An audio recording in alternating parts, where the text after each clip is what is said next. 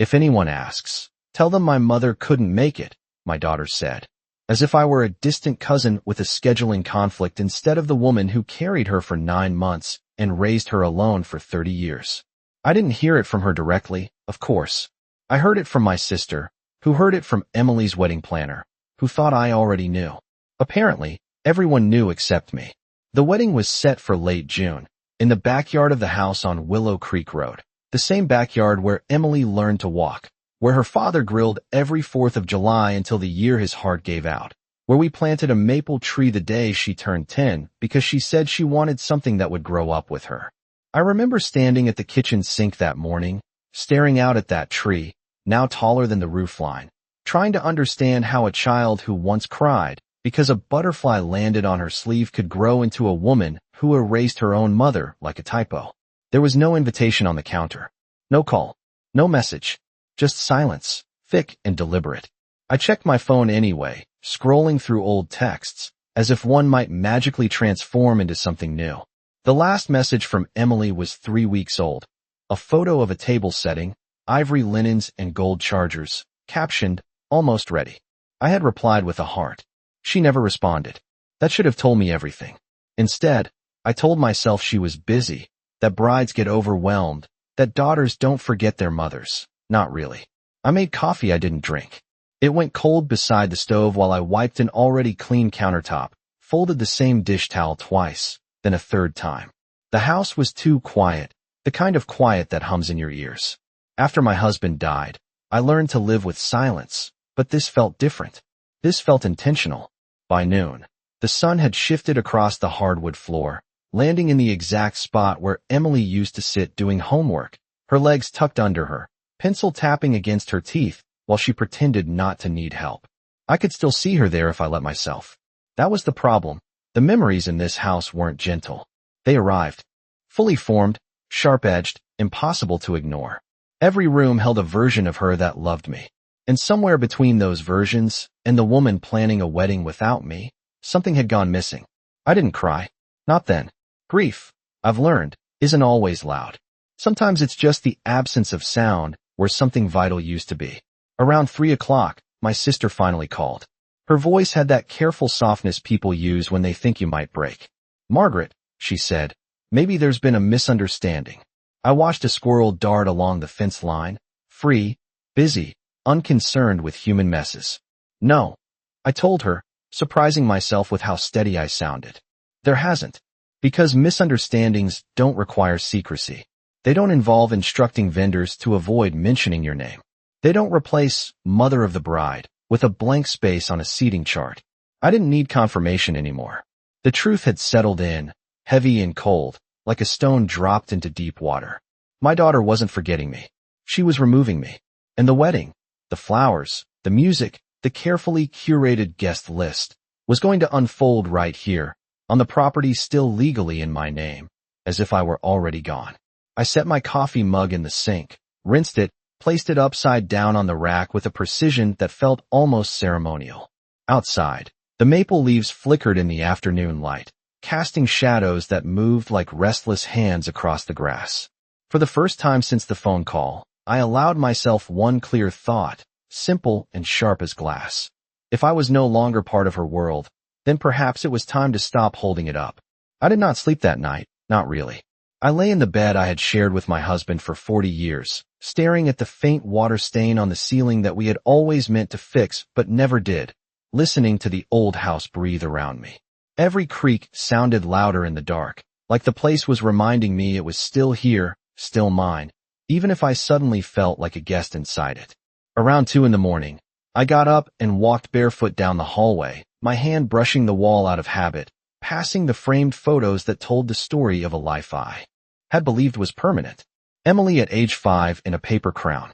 Emily at 16, holding her driver's license like a trophy. Emily in her college graduation gown, arms wrapped around my shoulders, mascara smudged from crying because her father was not there to see it. I stopped at that one the longest. She had whispered that day, "I could not have done this without you, Mom." The words had felt solid then, like something you could build a future on. Now they felt like lines from a play she no longer remembered performing. In the kitchen, The clock above the stove read 2:17 a.m., the red numbers glowing too bright in the darkness. I poured a glass of water and did not drink it, just held it, the condensation slick against my palm. Outside, the backyard looked different at night. The maple tree reduced to a dark silhouette, the swing set long gone but still visible in my mind. Phantom chains swaying in a wind that was not there. That was where she used to beg for 5 more minutes before bedtime, her small sneakers dragging lines through the grass as she slowed the swing with her heels. I used to stand at the back door pretending to be impatient, hiding my smile, because I knew those moments would not last. None of it lasted. By morning, the sky had turned the pale gray of a day that could go either way, sunshine or rain, hope or disappointment. I made breakfast out of routine, toast and eggs, though my appetite had vanished somewhere between midnight and dawn. The newspaper lay untouched on the table, still folded in its plastic sleeve. I had not realized how much of my daily life was built around the assumption that someone, someday, would walk through that door and sit across from me again. Asked. I nodded. I am with Silver Lane Events. We just needed to confirm access for the tint installation next Friday. She spoke carefully, each word placed like glass on a table, fragile and deliberate. Behind her, I could see a truck idling at the corner, 2 men inside pretending not to watch. For a moment, neither of us said anything. The air between us felt thick with the weight of information she had, and I did not. My daughter hired you, I said finally, not as a question but as a statement. Relief flickered across her face, quickly masked by professionalism. Yes, ma'am. She listed this property as the venue. Listed, not asked, not discussed. Listed, the way you list a hotel or a banquet hall, something rented, impersonal, interchangeable. I stepped aside and let her look past me into the house, at the hardwood floors my husband installed himself, at the staircase Emily slid down on a piece of cardboard every winter when she was supposed to be asleep. Everything should be fine, I heard myself say, my voice calm, almost pleasant. This house is very accommodating. The woman nodded, scribbled something on her clipboard, thanked me, and retreated as if she had just completed a delicate negotiation. When she drove away, the street returned to its ordinary quiet, birds chirping, a lawn mower droning somewhere in the distance. Life continuing as if nothing fundamental had shifted. I closed the door gently, leaned my forehead against the cool wood, and let out a breath I had been holding since the night before. They were going to celebrate here, laugh here, toast a future that did not include me, all on land I still paid the taxes for, inside walls that knew every version of my daughter except the one she had become. That was when the first real sense of clarity settled in, not anger, not even sadness, just a clean, decisive understanding. If Emily wanted this house to be nothing more than a backdrop, then perhaps it was time for the backdrop to change. That afternoon I sat at the dining room table with a yellow legal pad in front of me, the same kind my husband used for balancing the checkbook every Sunday. And for the first time in years I began to write not grocery lists or reminder notes, but numbers, dates, possibilities. Property tax, due in October. Insurance renewal in September. Utilities that had quietly doubled over the past 5 years.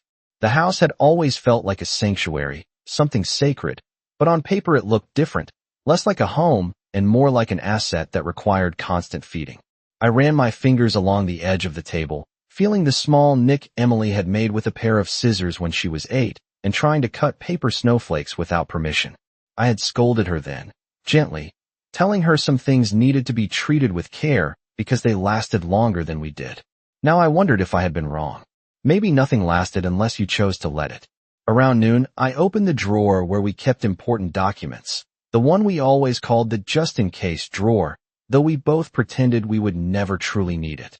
Birth certificates, insurance policies, the deed to the house, folded neatly inside a manila envelope, my name printed clearly beside my husband's in ink that had not faded.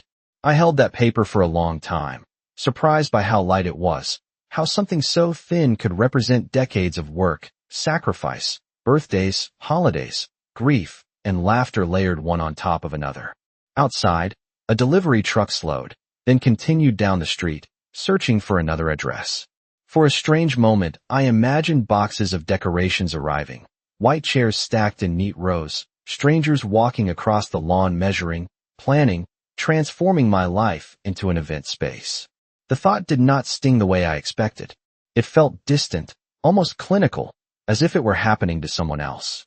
At 1 o'clock, I dialed a number I had not used in years, a real estate office downtown run by a woman named Carol Jenkins who had sold us the house more than 3 decades ago.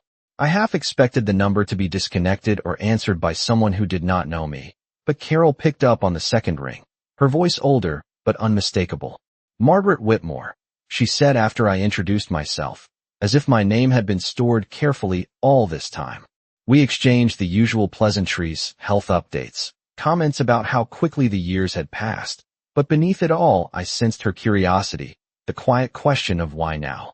When I told her I was considering selling, there was a pause long enough for me to hear her inhale. "That is a beautiful property," she said finally, her tone professional but warm. "Are you sure?" I looked out the window at the maple tree, its leaves shimmering in the breeze like coins catching sunlight. "Yes," I said, surprised again by my own certainty. "I think I am." She asked if I was in a hurry. I thought about the wedding planner, the tent installation, the assumption that this place would remain exactly as Emily needed it to be. "Soon would be best," I replied. We scheduled a visit for the next morning, 10 o'clock sharp. After I hung up, the house felt different, as if it had overheard the conversation and was holding its breath. I walked from room to room slowly, not to say goodbye, but to look at everything with clear eyes, stripping away nostalgia layer by layer. The guest room that had not hosted a guest in years. The hallway closet filled with coats no one wore. The kitchen where I had cooked thousands of meals, most of them eaten by 2 people who were no longer here. By evening, the sky had turned the soft gold that always reminded me of late summer, the kind of light photographers chase because it makes everything look gentler than it really is. I stood on the back porch, listening to cicadas hum, watching the sun sink behind the fence line, and realized that for the first time since my husband died, I was not waiting for anything. Not a phone call, not a visit, not an apology that might never come. Just the quiet unfolding of a decision that belonged entirely to me. Inside, the legal pad still lay open on the table, the numbers steady and practical, indifferent to sentiment. I picked up the pen again and wrote one more line across the bottom of the page, pressing hard enough that the ink bled slightly into the paper. Appointment with Carol. 10 a.m. It looked like the beginning of something, not the end. Carol arrived at exactly 10 o'clock, the way people from her generation still believed punctuality was a form of respect, her silver sedan pulling into the driveway with a slow, deliberate turn as if she were approaching something fragile. She stepped out wearing a navy blazer despite the warm weather. A leather folder tucked under her arm, her expression carefully neutral but kind. For a moment, we simply looked at each other across the small stretch of concrete, both of us seeing the years layered on top of the younger versions we remembered. "It is good to see you, Margaret," she said finally, her voice soft but steady. I invited her inside, noticing how her eyes moved automatically, cataloging details the way only someone in her profession could. The height of the ceilings, the condition of the floors, the light coming through the front windows. We walked slowly from room to room, and she asked polite questions that sounded ordinary but carried weight underneath. When was the roof last replaced? Any foundation issues? Updated plumbing. I answered calmly, surprised by how factual I sounded, as if I were describing someone else's property rather than the place where every important moment of my adult life had unfolded. In the living room, she paused beside the fireplace, running her hand lightly along the mantel where framed photographs still stood in neat rows. "You kept it beautifully," she said. I nodded, not trusting myself to elaborate. Outside, the late morning sun had warmed the backyard, the grass bright and freshly cut from the neighbor's mower drifting faintly through the air. Carol stepped onto the porch and took a slow breath, looking out at the wide open space where white chairs would soon be arranged in perfect symmetry. "It will show very well," she said, and I could hear the professional calculation in her tone, the knowledge of what buyers would see, not what had been lived here. I rested my hands on the railing, feeling the smooth wood worn down by decades of weather and touch. "There is going to be a wedding here," I said, not looking at her. She hesitated, then replied carefully. Yes, I had heard something about that. Of course she had. News traveled quickly in a town this size, especially news involving large tents and catered events. My daughters, I added. The word felt strange, almost formal, like introducing a distant relative. Carol waited, sensing there was more, but I did not explain that I would not be attending, that I had not even been invited, that strangers were already planning to transform this yard into a celebration that excluded the person who built it. Instead, I asked, how fast could it sell? She turned toward me fully then, her expression no longer just professional, but searching. The market is strong right now, she said slowly. If we price it correctly, it could move very quickly. Weeks, maybe less. Weeks. The word hung in the air, heavy with implication. I imagined the calendar pages turning, the wedding date approaching like a train that assumed the tracks would remain clear. And closing? I asked. 30 days is standard, but cash buyers can move faster, she replied. I nodded, filing the information away with the same calm precision I had used when balancing household budgets for decades. We returned inside, where she spread documents across the dining table, crisp pages that smelled faintly of ink and paper, outlining procedures, disclosures, signatures required. The language was dry, impersonal, almost soothing in its lack of emotion. Sell, transfer, possession, words that reduced a lifetime to a transaction. When she handed me the pen, I noticed my hand did not tremble. I signed my name once, then again, the familiar loops and lines looking oddly detached from the person I felt like at that moment. Carol gathered the papers carefully, sliding them back into her folder as if handling something valuable, which I suppose she was. At the door she paused, her eyes softening. Are you sure you are all right? She asked quietly. It was the first question that had nothing to do with square footage or market value. I considered it, listening to the steady ticking of the hallway clock, the distant bark of a dog, the ordinary sounds of a world that had not stopped. Yes, I said, and realized it was true in a way I had not expected. Not happy, not relieved, but steady, like a structure that had finally settled after years of unseen shifting. When she drove away, the house felt larger, emptier, but also lighter, as if something invisible had been loosened. I stood in the doorway for a long time, looking out at the yard that would soon belong to someone else, and thought about how Emily would arrive here on her wedding day expecting everything to be exactly as she had planned.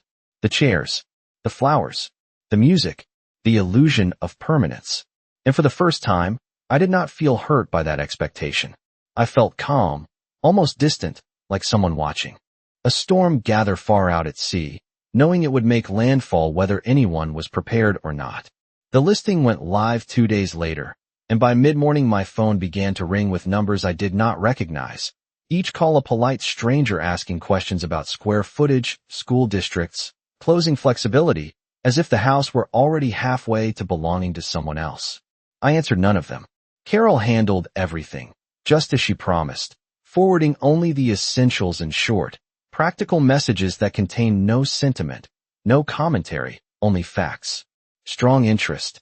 3 showings scheduled. 1 potential cash offer. I moved through the house quietly while people walked through it in my absence, inspecting cabinets, opening closets, testing faucets, their footsteps echoing faintly in rooms that had once absorbed the noise of everyday life.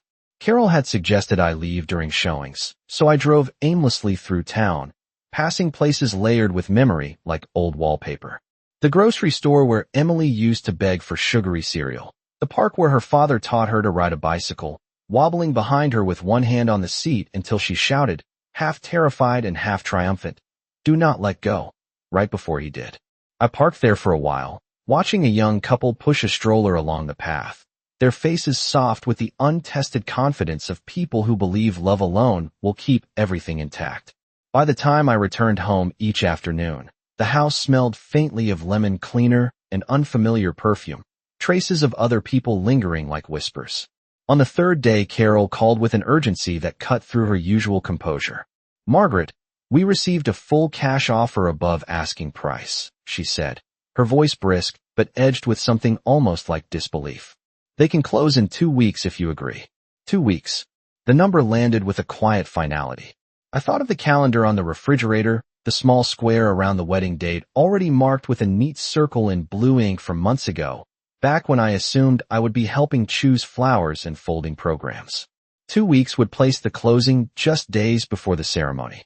That is fine, I said, my tone so even it surprised me. Carol paused, perhaps expecting negotiation, hesitation, some visible attachment to what I was surrendering. Are you certain? She asked. I looked around the kitchen, at the worn spot on the linoleum where my husband used to stand while making coffee, at the magnet-covered refrigerator displaying postcards from places we had never visited together, at the small ceramic bowl by the sink that still held Emily's spare house key, untouched for years. Yes, I said. I am certain. After I hung up, I removed the key from the bowl and held it in my palm. Its metal cool and familiar, a simple object that once symbolized trust, access, belonging. I set it on the counter instead of returning it to the bowl, a quiet acknowledgement that it no longer meant what it used to. Outside, workers had begun measuring the yard, bright tape lines stretching across the grass like boundaries being drawn by invisible hands. They did not knock. They did not ask permission. They moved with the confidence of people who assumed everything had already been approved. I watched them from the window, feeling oddly detached, as if observing a scene from a distance rather than something unfolding on my own property. One of the men pointed toward the maple tree, speaking to another while consulting a clipboard, probably discussing where the tent would fit best, how to maximize space for dancing, dining, celebration. For a moment, I imagined the lights strung between the branches, the music drifting into the warm night air, laughter rising and falling like waves. It could have been beautiful. It would have been, if love had still lived here. Instead, it felt like stage dressing for a performance that had nothing to do with the truth of what this place had held. Late that evening, after the workers left and the yard returned to its familiar quiet, I stepped outside barefoot, the grass cool beneath my feet, and walked to the maple tree. Its bark was rough against my palm, solid, indifferent to human drama, growing simply because that was what trees did. You did grow up? I murmured, remembering the small sapling Emily had insisted on planting herself, dirt smudged across her cheeks, her laughter bright and unguarded. I stood there until the sky darkened completely, until the first stars appeared, distant and steady.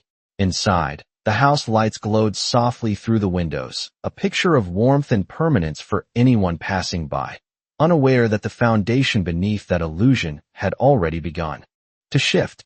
2 weeks, I thought again, not with dread but with a strange sense of inevitability. Enough time for everything to change. Not enough time for anyone to stop it. The buyers wanted a second walkthrough before finalizing everything. Something about measurements for their own furniture, but Carol handled it smoothly, scheduling it for a time when I would be out, maintaining the careful distance that had settled between me and the house, as if direct contact might complicate what was now inevitable. I drove to a small cafe on the edge of town and ordered tea I did not really want. Sitting by the window watching people move through ordinary errands, grocery bags in hand, children tugging impatiently at sleeves, the quiet choreography of lives still connected in ways mine no longer was. At one table, a young woman leaned across to show her mother something on her phone, both of them laughing softly, heads bent close together, their similarity unmistakable even to a stranger. I looked away quickly, not because it hurt, but because it felt like observing a language I no longer spoke. When I returned home an hour later, the driveway was empty again, the air inside carrying that faint disturbance that always followed strangers, a mix of perfume, dust, and unfamiliar energy.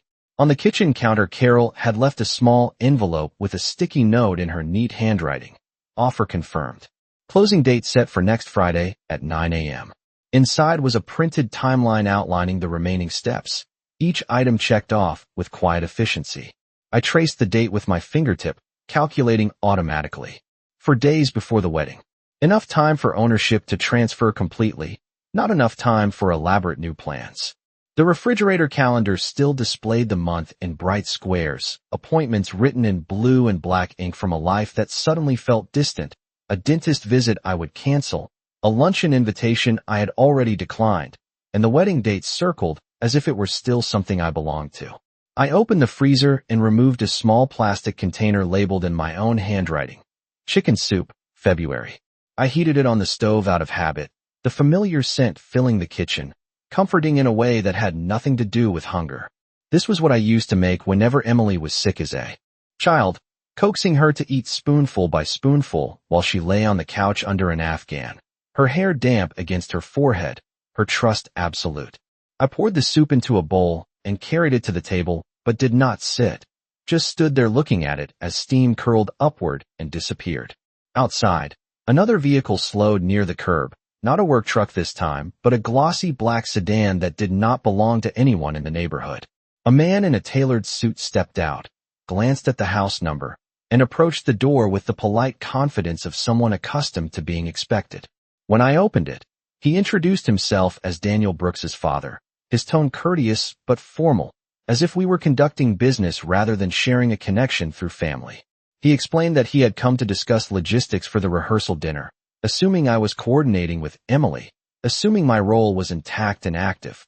I listened without interrupting, noting the careful way he spoke about seating arrangements, valet parking, catering deliveries, all of it structured around the belief that this property was a stable foundation for their celebration.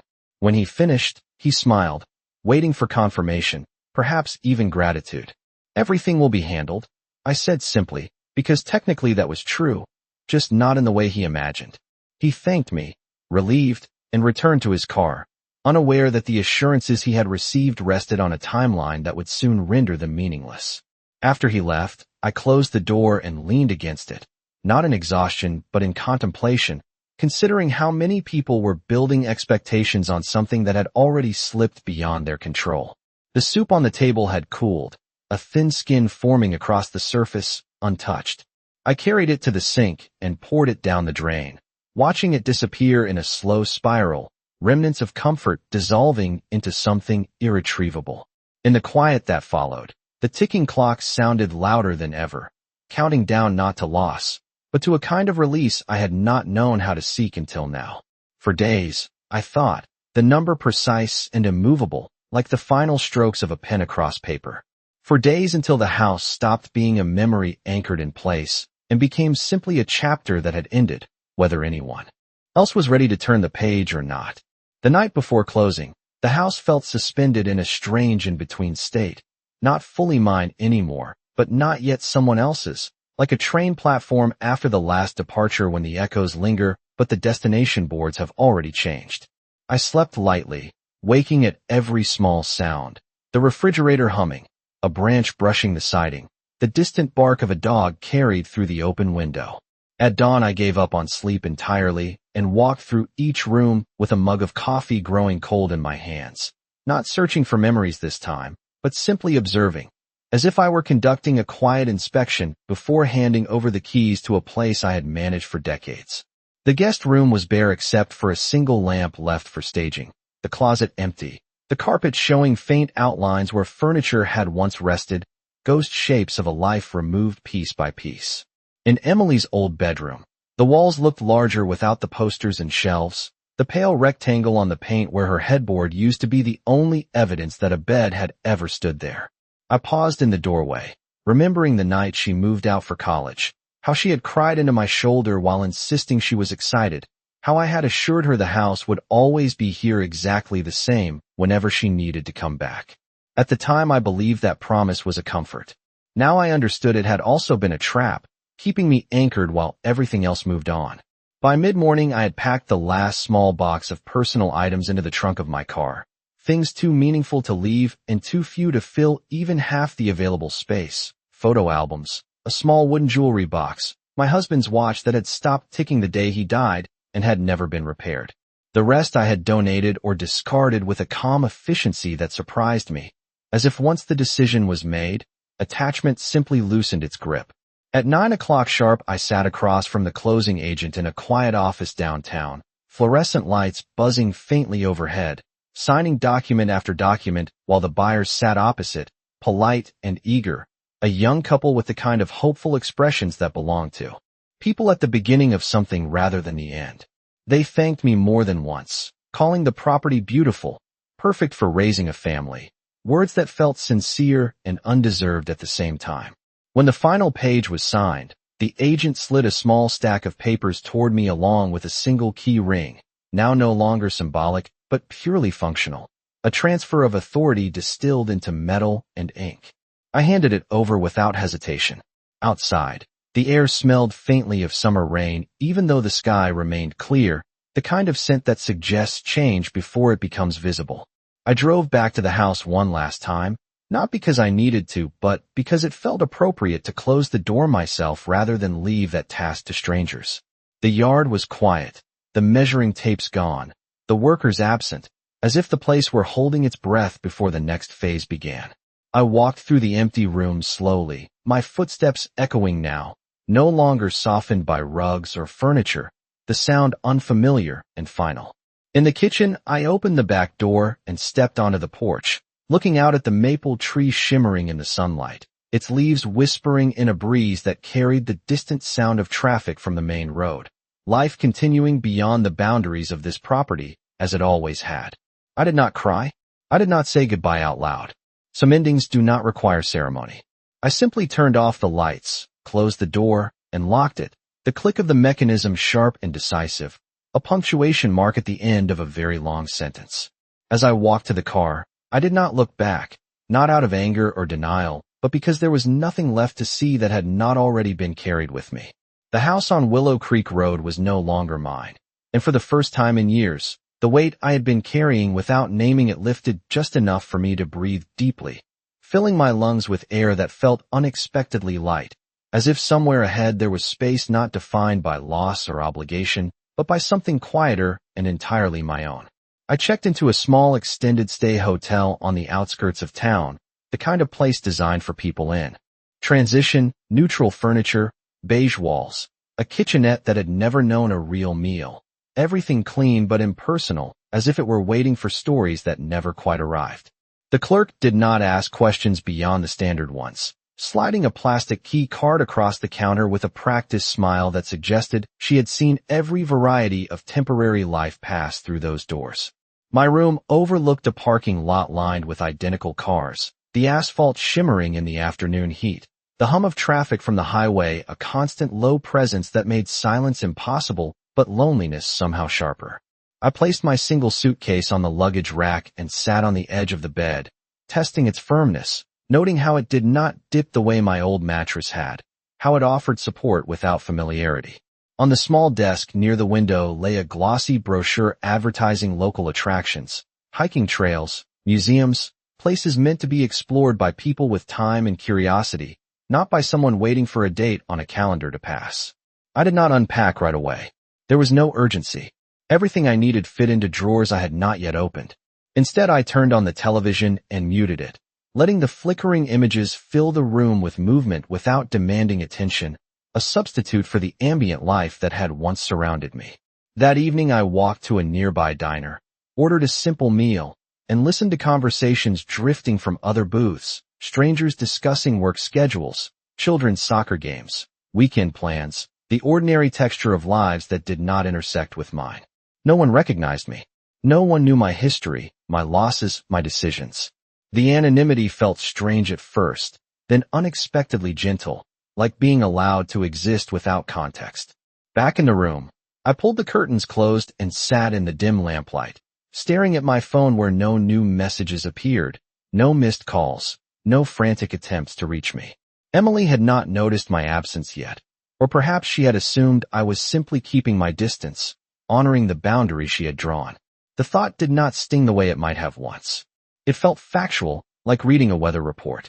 On the morning of the wedding, I woke before sunrise, the sky outside a pale wash of gray that slowly brightened into gold. The day unfolding with quiet certainty. I brewed coffee using the small machine provided, the smell filling the room in a way that briefly made it feel almost like home, though nothing here carried memory. Somewhere across town, hairstylists would be pinning curls into place, florists arranging bouquets, caterers unloading trays, all the careful choreography of celebration moving forward on a schedule that assumed stability beneath it. I imagined guests arriving in pressed suits and flowing dresses, laughter rising as they stepped onto a lawn that no longer belonged to the person they believed was hosting them. By mid-morning, I drove to a public overlook on a hill outside town, a place my husband and I used to visit on Sunday afternoons when we wanted to see everything at once, Rooftops spread below like a quiet map, the church steeple, the ribbon of highway, the patchwork of neighborhoods stitched together by streets we had traveled countless times. I parked facing the view and turned off the engine, the sudden silence deep and complete after the steady vibration of the road. From here, I could not see the house on Willow Creek Road, but I knew exactly where it stood, could trace the route in my mind turn by turn, stop sign by stop sign, until I arrived at the driveway that was no longer mine to enter. The sun climbed higher, warming the windshield, the air inside the car growing still and close, yet I did not roll down the windows. I sat with my hands folded in my lap, breathing slowly, feeling not triumph, not revenge, but a strange, quiet steadiness, like standing on solid ground after years of subtle shifting. Somewhere in the distance a church bell began to ring, faint but unmistakable, counting out the hour, marking time in a way that felt both ordinary and ceremonial. I closed my eyes and listened until the sound faded, until the town resumed its usual hum, unaware that a carefully constructed world had already begun to tilt on its foundation, unaware that the absence at the center of that celebration was not accidental but chosen, deliberate, final. When I opened my eyes again, the view looked the same, calm, orderly, untouched by the private storms that shaped human lives. I started the engine, not to go anywhere in particular, just to move, because for the first time in a very long while, there was nothing left behind me that required waiting. It was nearly noon when my phone finally vibrated against the console, the sudden sound startling in the quiet interior of the car, as if the world had remembered I existed after hours of deliberate silence. I did not rush to answer. I watched the screen light up, Emily's name glowing there with a persistence that felt almost unreal, like a word from a language I had not heard spoken in years. When I picked up, her voice was tight, breathless, stripped of the careful composure she had always cultivated. "Mom, where are you?" she asked, not hello, not how are you, just a demand shaped by panic. In the background I could hear noise, voices overlapping, a sharp edge of confusion rather than celebration, the distant clatter of something being moved quickly, urgently. I imagined guests standing in clusters on a lawn that no longer belonged to our family, vendors waiting for instructions that no longer applied, the slow dawning realization that the foundation beneath their plans had shifted overnight. "I am out," I said, my tone calm, almost gentle, because anger would have implied I still expected something from her. She exhaled sharply, the sound halfway between frustration and disbelief. "Mom, what is going on? People are saying the house was sold. There are strangers here. They have paperwork. They are telling us we cannot set up anything." Each sentence came faster than the last, as if speaking quickly might restore order. I looked out across the town spread below me, sunlight glinting off windshields, roofs, windows, every surface reflecting brightness that felt completely detached from the turmoil she described. "That is correct," I said quietly. There was a long pause, filled with the muffled chaos on her end, someone asking her something she did not answer, another voice raised in confusion. "You sold it?" she said finally, the words sounding small, almost childlike, as if she were trying to process a reality too large to grasp all at once. "Yes." Another silence, heavier this time, not empty but crowded with unspoken things, accusations she had not yet formed, apologies she did not know how to offer. "But this is my wedding day," she said, and for the first time there was no anger in her voice, only shock, as though she had assumed the world would arrange itself around her plans regardless of who it hurt. I closed my eyes briefly, remembering the little girl who once believed I could fix anything simply by being present. "You told people I could not make it," I said, not as a challenge, just as a fact placed between us. She did not deny it. The absence of denial was louder than any confession. In the distance a car passed on the overlook road, tires humming against the pavement, then fading away. "Mom, we need this house," she said, desperation creeping in now, the careful distance gone, replaced by raw need. "The venue fell through months ago. We have already paid for everything. Where are we supposed to go?" I opened my eyes and watched a hawk circle high above the valley, effortless, unconcerned with human crises. "That is something you will have to figure out," I replied, still calm, still steady, not because I wanted her to suffer, but because the responsibility was no longer mine to carry. On her end, someone began speaking urgently, a man's voice, likely Daniel, asking what the plan was, whether they should move everyone somewhere else, the sound of pressure building in real time. "How could you do this?" she whispered, the question soft, wounded, as if betrayal had only just become imaginable now that she was experiencing it from the other side. I considered answering with a list of reasons, years of small dismissals, the final humiliation of being erased from her life, while still expected to support it, but explanations would not change anything. "I did not want to cause a scene," I said instead. Selling the house seemed simpler.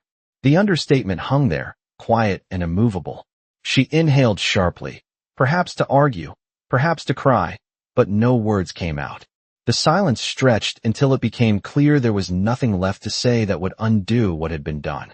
"I hope your day turns out well," I added, meaning it in a distant, almost abstract way, like wishing good weather for a stranger's picnic. When I ended the call, my hand was steady. No trembling, no second thoughts. Just a sense of completion, like closing a book after the final page.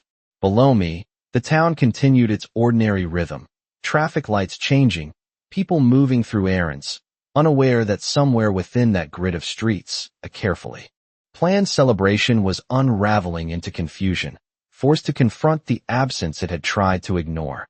I started the car again and pulled away from the overlook, not toward the house, not toward the venue they might scramble to find, but toward the open highway, where the road stretched forward in a clean, uninterrupted line, offering no guarantees except distance from everything that had once defined me.